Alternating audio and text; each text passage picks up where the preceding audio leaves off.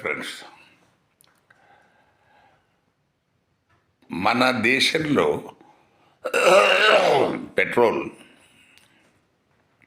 100 rupees పైనే మనకు 105, 106, 110 వరకు మన తెలంగాణ రాష్ట్రంలో అమ్ముతున్నారు.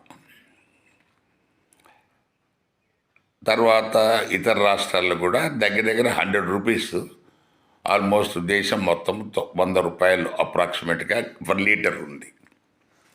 ఈ సందర్భంగా మనము ఒకసారి మన నైబరింగ్ కంట్రీస్లో ఉన్న పెట్రోల్ రేట్స్ పరిశీలిస్తే, ఎందుకంటే మనకు శ్రీలంక, భూటాన్, నేపాల్ వీటన్నిటికి కూడా మనము పెట్రోల్ మన దేశం నుంచే సప్లై చేస్తారు.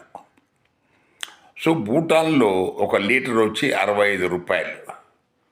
సో ఎక్స్చేంజ్ రేటు భూటాను రూపాయి, మన రూపాయి దగ్గర దగ్గర సమానం కింద తీసుకుందాం.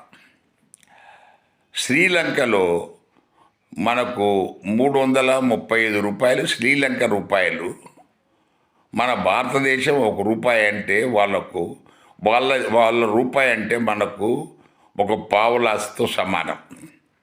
అంటే 335 అంటే 67 రూపాయలు మన ఇండియన్ కరెన్సీలో.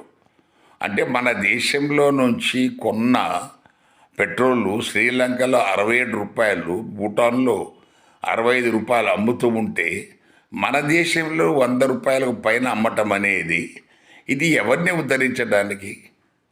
మనకు ఈ మన రిలయన్స్ వాళ్ళ కోసము ఈ రేటా?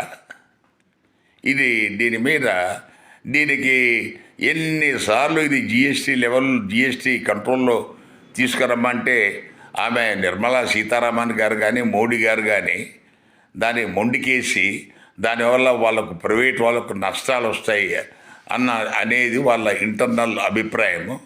సో దాన్ని దాటేస్తూ వస్తున్నారు. సో దాన్ని ఇమీడియట్గా జిఎస్టీ కంట్రోల్లో పెట్టాలి. లేదా అది ఎట్టి పరిస్థితుల్లోనూ ఈ విదేశాలకు మనం సప్లై చేస్తున్న రేటు కంటే ఎక్కువ ఉండడానికి వీల్లేదు. Thank you.